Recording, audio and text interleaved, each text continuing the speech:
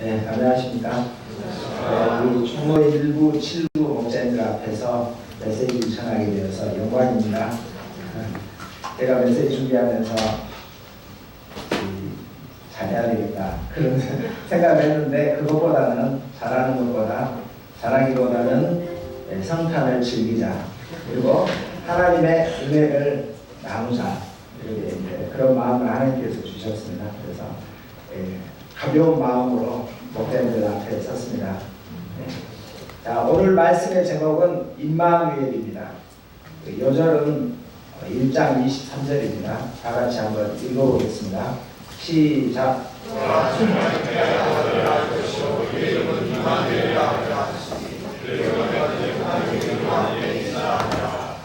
하나님 아버지, 이 시간 성탄 2강을 축복하사 성령으로 말씀이 밝히 증거되기를 기도합니다.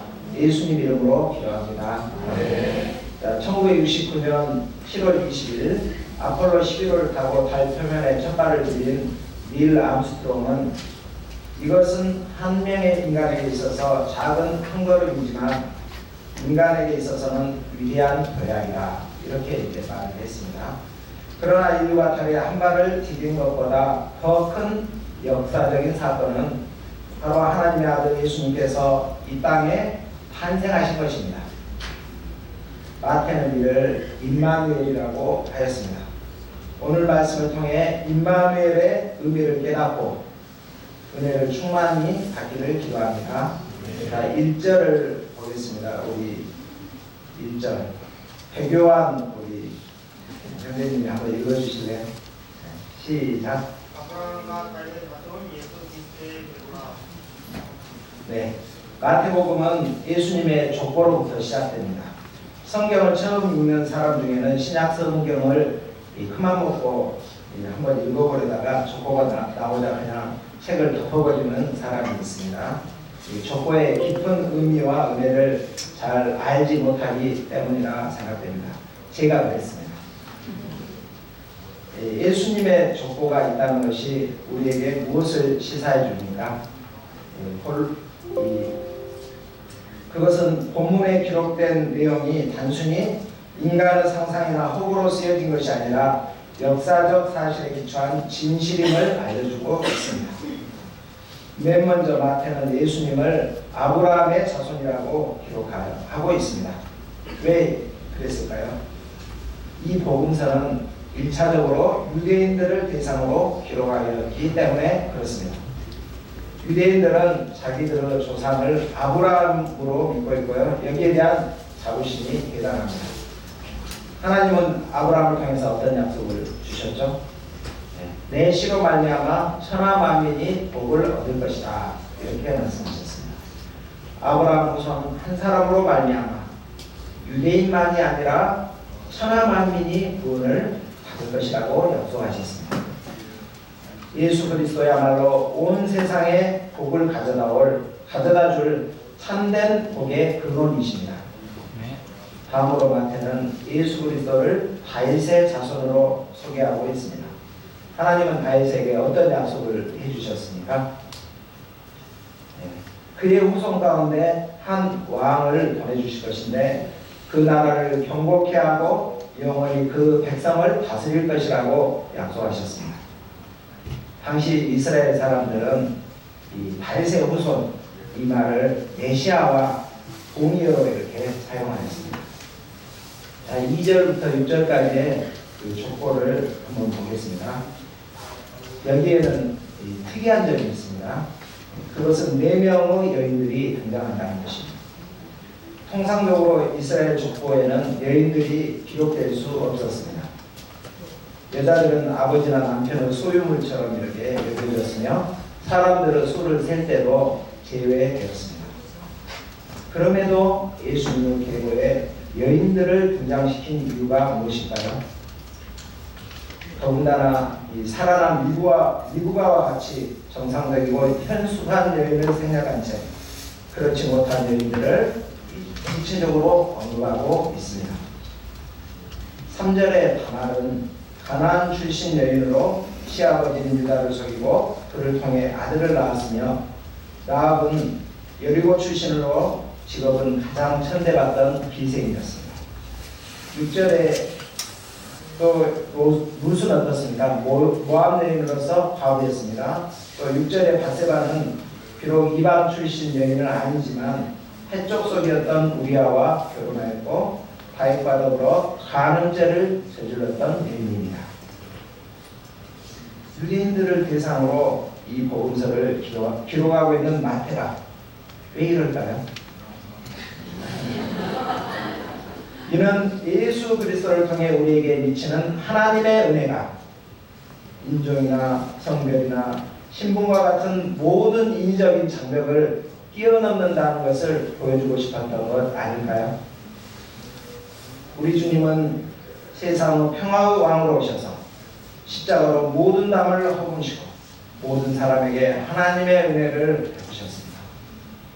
사도 바울은 로마서에서 이제는 율법에 하나님의 한 의가 나타나셨으니 율법과 선지자들에게 증거를 받은 것이라. 곧 예수 그리스도를 믿음으로 말미암아 모든 믿는 자에게 미치는 하나님의 은이 차별이 없느니라 라고 선언하였습니다. 특별히 6절을 보십시오. 뭐라고 써있죠? 다윗은 우리아와 아내에게서 솔로몬을 낳고, 이게 뭡니까? 이상하지 않습니까? 우리아의 아내 밧세바라고 하든지 다윗의 남편이라고 해야 맞지 않습니까? 성경이 이것을 통해서 우리에게 무엇을 이렇게 드러내고자 한 것입니까? 다윗의 간음 사건을 의도적으로 드러내고 있습니다. 남의 아내와 간음하고 충신 우리아를 모살하여 죽이고 남의 아내를 빼앗은 유대인들이 가장 존경하는 다윗의 흑역사를 생각나게 합니다. 그는 간음죄, 살인교사죄, 도적남용죄, 탐심의죄, 거짓말죄, 가정 파괴죄 등 심각한 죄를 지었습니다. 오늘날 같았으면 어떻게 했습니까? 온 백성들이 다 일어나서 촛불 집회를 열어서 하야를 외침으로 다윗은 왕자에게서 쫓겨나고 감옥에 갇히는 신세가 되었을 것입니다. 물론 성경은 다윗이 죄로 인해 얼마나 고통을 받았는지 기록하고 있죠. 내가 입을 열지 아니할 때 종일 신음함으로 내 뼈가 쇠하리나이다. 주의 손이 주야로 나를 누르시오니 내 진액이 빠져서 여름 가뭄에 마른같이 되었나이다. 다윗이 눈물로 심상이 젖도록 죄를 회개하였을 때 하나님께서 어떻게 하셨습니까? 사제의 은혜를 베풀어 주시고 그를 여전히 사랑해 주셨습니다. 나아가서 다윗과 솔로몬에게서 다윗과 밧세바에게 솔로몬이라는 지혜로운 아들을 낳게 하심으로 위로하시고 또 그의 자손을 통해 메시아 그리스도 예수를 보내주셨습니다. 사랑하는 여러분, 나의 죄가 너무 커서 하나님의 은혜에 이르지 못한다고 생각하지 않습니까? 그러나 우리 죄인들을 향한 하나님의 자비와 은혜는 그보다 훨씬 더 큽니다. 율법이 가요한 것은 범죄를 더하게 하려 함이라. 그러나 죄가 더한 곳에 은혜가 더욱 넘쳤다고 하였습니다. 우리가 그 어떤 죄를 범하였을지라도 하나님 앞에 나의 죄를 들고 나아가 통회하고 자백하면 하나님은 넘치는 사랑과 위로로 풍성한 은혜를 베푸시며 나의 상처들을 싸매어 주실 것입니다. 자, 7절부터 11절까지의 족보를 한번 살펴보겠습니다. 다윗 왕국이 솔로몬과 르호보암을 거치면서 남북으로 이렇게 둘로 갈라졌습니다. 여고냐는 바벨론으로 끌려가고 시드기야 왕 때 결국 유다 왕국은 멸망했습니다. 솔로몬이 얼마나 하나님을 초기에 사랑했습니다. 그러나 그는 이방 여인들 때문에 하나님의 말씀을 등지고 우상 숭배까지 하게 되었습니다. 그 후손들도 대동소이합니다. 여기에 보면은 아하스와 므낫세가 나오는데요. 이 두 사람은 유다의 왕 중에서 가장 악한 왕, 1위, 2위를 위로 이렇게 평가받는 그런 왕들이라고 합니다. 1위는 누구냐면요, 므낫세고요. 2위는 그 아하스입니다. 자, 1위를 한 므낫세가 어떤 왕이었습니까? 그는 성전 안에 바알제단과 아세라상을 두고 1월 성신을 섬기며 자기 자녀를 불 가운데 이렇게 지나가게 하였습니다. 일설에 의하면 므낫세는 그 이사야를, 선지자 이사야를 톱으로 켜서 죽였다고 합니다. 하나님께서 이렇게 말씀하셨죠. 내가 므낫세로 인하여 이스라엘 백성들을 세계 열방 중에 흩으리라. 이런 자들이 주님의 계보에 포함되어 있다니 어떻게 생각하십니까? 하나님께서는 다윗 후손이 이렇게 가증한 범죄를 행하였다 하더라도 그들을 일시적으로 인생 색지로 들어 징계하시지만 다윗과 맺은 내 집과 내 나라가 영원히 보존되리라 하신 약속을 생각하심으로 다윗 왕가를 해하지 않으셨습니다. 영원한 왕 예수님에게까지 그 족보가 이어지게 하셨습니다. 자, 12절부터는 그 바벨론에서 사로잡혀간 후부터 그리스도 때까지 그 족보 이야기입니다. 자, 이제 어떻습니까? 나라도 망하고 왕위는 끊어지고 백성들은 포로로 잡혀가고 우리 젊은이들이 헬 조선이라는 말을 이렇게 자주 하고 났는데 이보다 더한 헬 이스라엘이 어디에 있겠습니까? 그러나 이 가운데도 하나님의 언약과 자비는 결코 끝나지 않았습니다. 바벨론 포로 가운데도 하나님은 거기에 함께 하셨습니다. 또한 하나님은 수룹바벨을 통해 70년 만에 귀환하여 예루살렘 성전을 재건토록 하셨습니다. 아무리 어둡고 모든 소망이 끊어진 것처럼 보이는 순간에도 우리 하나님은 구원의 문을 열어놓으시며 새로운 소망의 빛을 비추어 주십니다. 다 함께 우리 16절을 한번 읽어보겠습니다. 16절 시작.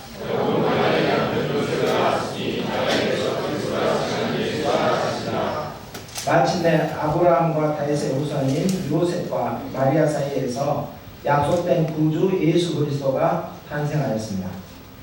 아브라함에서 다윗까지 14대, 다윗에서 바벨론 포로까지 14대, 바벨론으로 사로잡혀간 후부터 그리스도까지 14대입니다.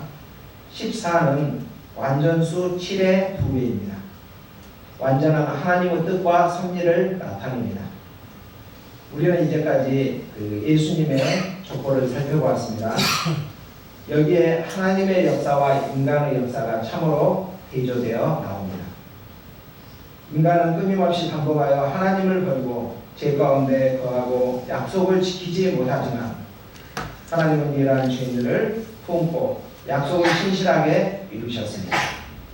때가 되자 약속대로 그리스도를 우리 가운데 보내주셨습니다. 16절부터는 예수 그리스도의 나심에 관한 내용입니다. 저희 종로 2구에 한 목사님이 선교 공부하면서 이런 이야기를 했습니다. 그 목사님이 처음 예수님을 이렇게 믿었을 때 불교 신자였던 외삼촌이 이렇게 그분을 불러가지고 너 예수가 누군지 알고 믿냐 이렇게 물어봤답니다. 그래서 그 목사님이 메시아 아닌가요? 이렇게 해묻자 그분이 뭐라고 그 외삼촌이 사생아야 이렇게 이야기했답니다. 이처럼 예수님의 탄생의 내막을 잘 모르면 사람은 예수님에 대해서 오해하고 잘못 판단하게 됩니다. 가짜 뉴스가 떠돌게 됩니다. 본문은 확실한 팩트를 말해주고 있습니다. 18절 한번 다 같이 한번 읽어보겠습니다. 시작.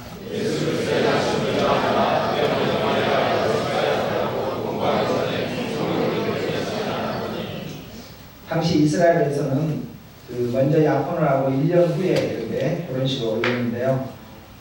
약혼은 동거만 하지 않을 뿐이지 결혼과 동일한 효력을 가졌습니다. 1년 동안 예비 신랑 신부는 순결을 지키며 결혼 준비를 했습니다. 요셉은 아마 결혼하면 큰맘 먹고 이번에 신혼여행은 지중해 연안으로 가야지, 이렇게 꿈꿈에 잠겨 있었을 것입니다. 그런 요셉에게 마리아의 잉태 소식이 전해졌습니다. 그의 놀람과 충격이 얼마나 컸겠습니까? 마리아가 와서 성령으로 잉태되었어요, 이렇게 말한다 한들 그가 믿었겠습니까? 요셉은 의로운 사람이라 가난한 여인을 받아들일 수가 없어서 마리아를 배려해서 공개하여 망신 주지 않고 가만히 끊고자 하였습니다. 이 일을 생각하고 있을 때 천사가 꿈에 나타났습니다. 우리 21절 다윗의 자손 요셉부터 우리 홍에서 목자님 계시나요? 홍에서 목자님께서 한번 천사의 목소리를 한번 읽어주시겠습니다.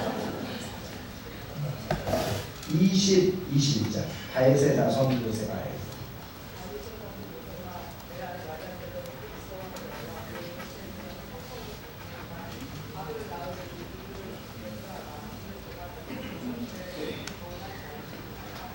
네, 감사합니다. 천사는 요셉에게 마리아 데려오기를 무서워하지 말라, 성령으로 잉태된 것이다, 이렇게 이야기를 했죠. 성령으로 잉태된 것이 어떤 중요한 의미가 있을까요? 성령이 역사하면 마리아가 잉태할 수 있다는 것입니다. 또한 예수님은 신성을 가지신 하나님의 아들이라는 것이죠. 예수님은 인간의 몸을 입으셨지만 인간의 혈통을 따라 태어난 것이 아니기에 죄가 없으십니다. 우리 죄를 감당할 수 있는 대속제물로서 충분한 자격이 있습니다. 자, 21절을 한번 보겠습니다. 우리 신영 목자님이 한번 읽어주시면 21절 20 시작. 없나요? 뒤에 계시나요? 아들을 낳으리니 이름을 예수라 하라. 이는 그가 자기 백성을 그들의 죄에서 구원할 자이심이라 하니라. 네, 천사는 아들을 낳으면 예수로 이름을 짓도록 이렇게 했습니다. 그 이유는 그가 구원자이기 때문입니다. 하나님은 그 이름의 뜻처럼 예수님을 통해 그 백성을 구원하기를 원하십니다. 인간이 죄 문제를 해결해야 하나님도 기쁘고 우리도 행복합니다. 그렇다면 이 모든 일이 갑자기 된 것입니까? 아니죠. 선지자로 하신 말씀을 성취하기 위함이라고 하였습니다. 22절하고 23절 우리 이것을 다 같이 한번 읽어보도록 하겠습니다.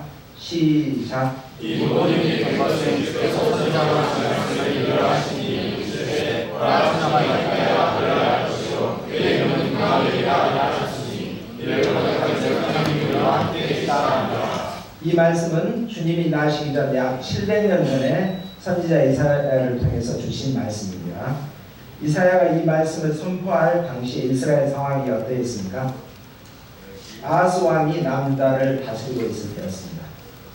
북이스라엘 왕 베가와 아람 왕 르신이 동맹을 맺고 유다를 공격하고자 이렇게 준비하고 있었습니다. 이 소식을 들은 아하스 왕이 또 그의 백성들은 어땠습니까? 두려움에 빠졌습니다. 그들의 마음은 거센 바람에 넘치는 숯불처럼 흔들렸습니다. 그때 하나님께서 이사야 선지자들을 아하스에게 보내어 아람 왕과 북이스라엘 왕이 진노한다고 해도 불에다 타서 꺼져가는 연기나는 두 부치갱이에 불과하다고 이렇게 말씀하셨습니다.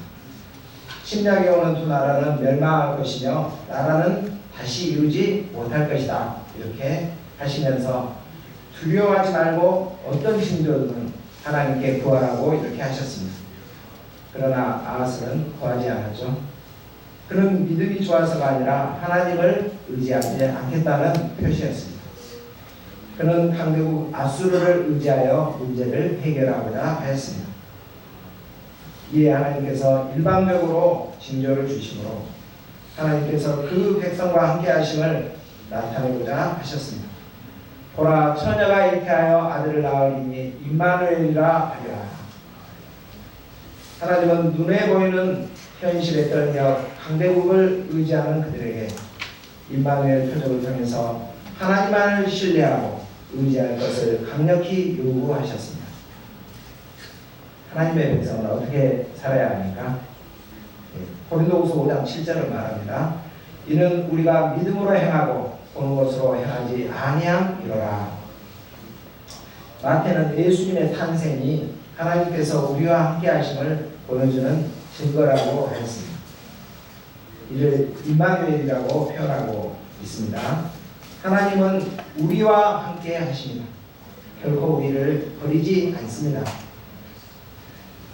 여러분들 혹시 버림받아 본 적이 있습니까? 사람이 버림받을 때 불안과 공포와 절망을 느낀다고 합니다. 십자가상에서 예수님께서 그 고통이 얼마나 컸든지, 버림받은 고통이 얼마나 컸든지 나의 하나님, 나의 하나님 어찌하여 나를 버리셨나이까 이렇게 절규했겠습니다. 올 한 해를 돌아보면서 우리나라가 주변 강대국에게 그 버림받은 느낌을 지울 수가 없어서 불안한 형국에 있습니다. 올해 일본은 강제징용 판결을 문제 삼아서 우리나라를 화이트리스트 A에서 B로 이렇게 강등시키고 수출 규제에 들어가고 경제적 타격을 주고자 이렇게 하고 있죠. 중국은 사드 배치를 이렇게 문제 삼아서 하남령을 내린 지 3년이 지났는데도 아직도 풀고 있지 않습니다. 또 북한은 어떻습니까? 북과 이 핵과 미사일로 군사적 위협을 계속하고 있습니다. 그동안 우리가 동맹국으로 얘기했던 미국조차도 주한미군 주둔 비용을 5배 이상 넘는 6조 원을 달라고 이렇게 압박하고 있습니다. 어느 나라도 의지할 수 없게 된 우리나라는 미래에 대한 불안과 또 이 불안으로 이렇게 힘들어지고 있습니다. 또한 사회는 어떻습니까? 급속하게 핵 가조가 또 개인주의화 되어 가고 있습니다. 올해 그 1인 가구가 전체 가구 중 29.8%로 처음으로 1위를 하였다고 합니다. 3명 중 1명이 나홀로 합니다. 혼밥, 혼술, 혼영, 혼행 이것이 늘어나고 있습니다. 혼영은요 혼자 영화보기고요. 행은 혼자 여행가기입니다. 한편으로 남 눈치 보지 않아서 좋을 수 있으나 외롭고 고독한 시대인 것은 분명합니다. 여러분은 어려울 때 어떻습니까? 어려울 때 누군가 함께 해줄 그 사람이 그립습니다. 가요 중에 이런 가사가 생각을 합니다. 한번 제가 간단하게 노래를 불러보겠습니다. 빈 밤을 오가는 마음 어디로 가야만 하나 어둠에 갈 곳 모르고 외로워 헤매는 미로 누가 나와 같이 함께 울어줄 사람 없나요? 누가 나와 같이 함께 따뜻한 동행이 될까? 제가 치과 의사라 그랬습니다. 음악과 치과 의사가 만나면 음치가 됩니다.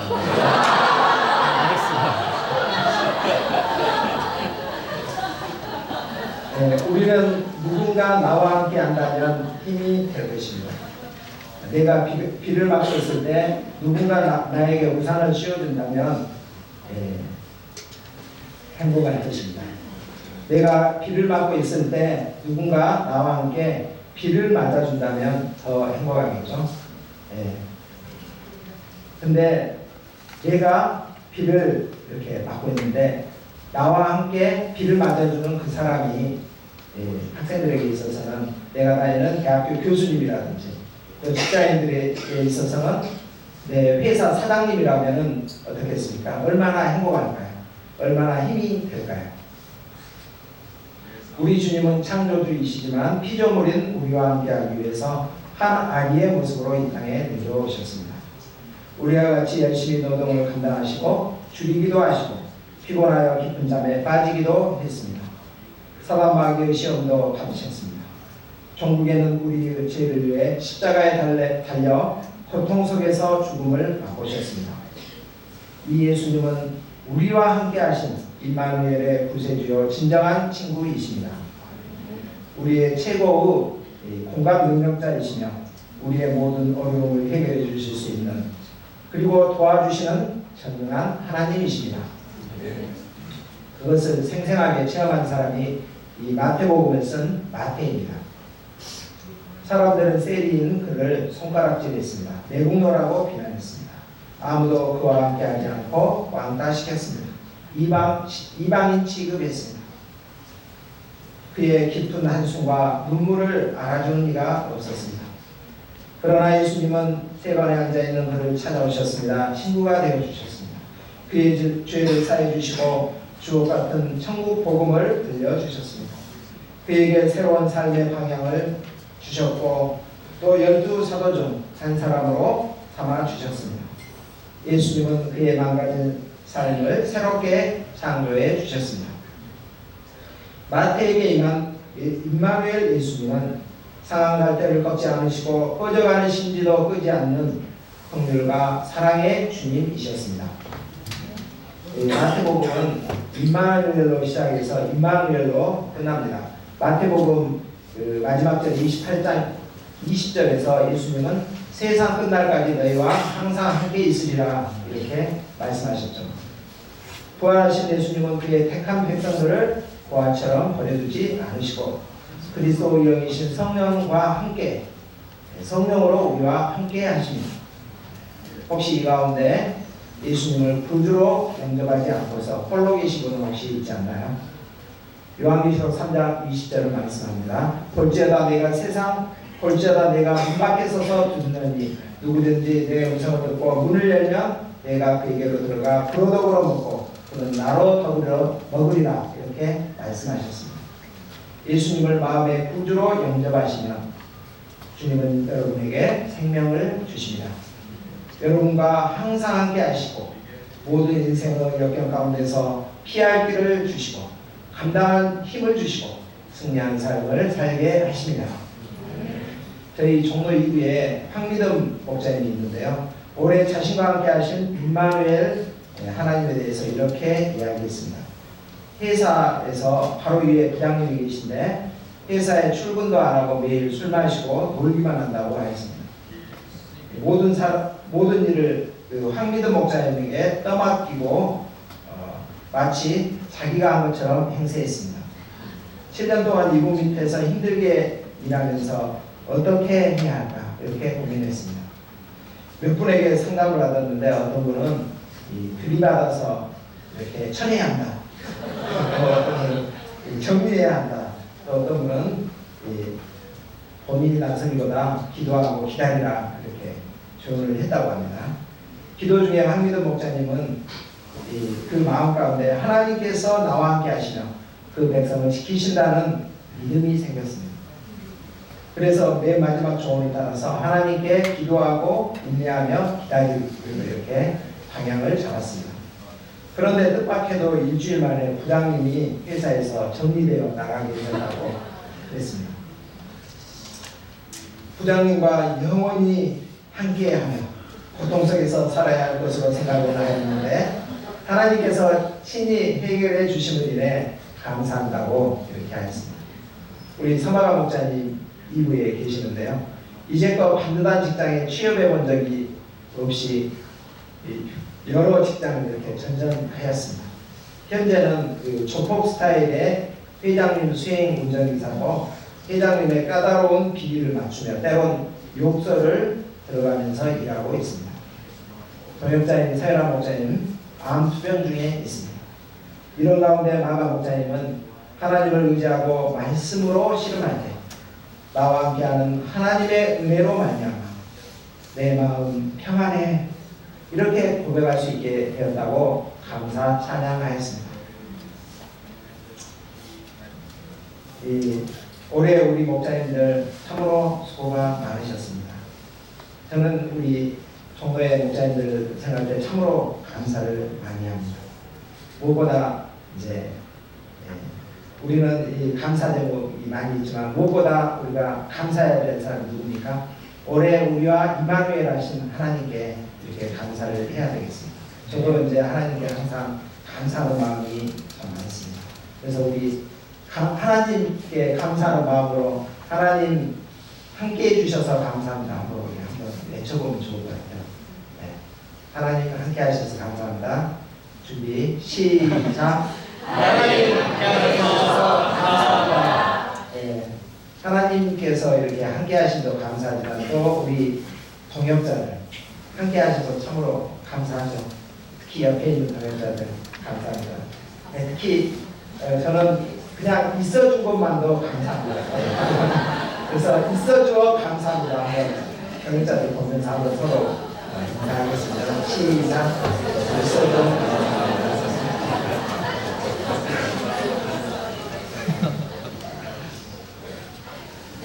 네, 올해 그 하나님의 역사를 섬기는데 우리가 참으로 낙심과 절망을 하였습니다. 하지만 우리는 하나님 안에서 소망이 있고 또 새 일을 행하신 하나님을 바라볼 때 2020년은 소망과 또 이 소망이 있고 또 하나님께 대한 기대를 하게 되는 것을 봅니다. 특별히 우리가 이번 성탄에 우리와 함께 하신 나와 함께 하시는 하나님의 은혜를 새겨볼 수 있기를 기도합니다. 현재와 미래에도 나와 함께 하시는 주님을 우리가 믿음으로 바라보고 또 의지할 수 있기를 기도합니다. 요셉이 잠에서 깨어 일어나서 주의 사자의 군대로 행하여 그의 아내 마리아를 데려왔습니다. 그는 이제 마리아를 보호하는 수호자가 되었습니다. 자, 결론입니다.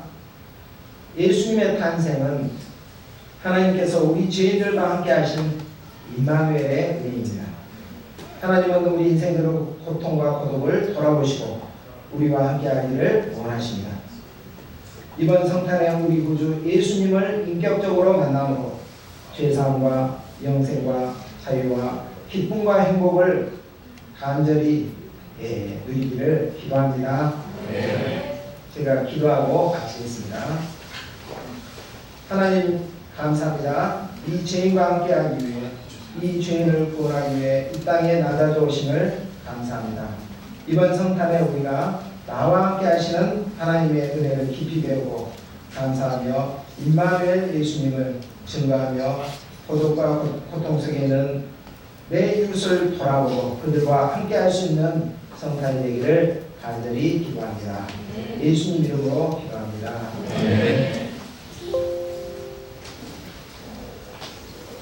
다 함께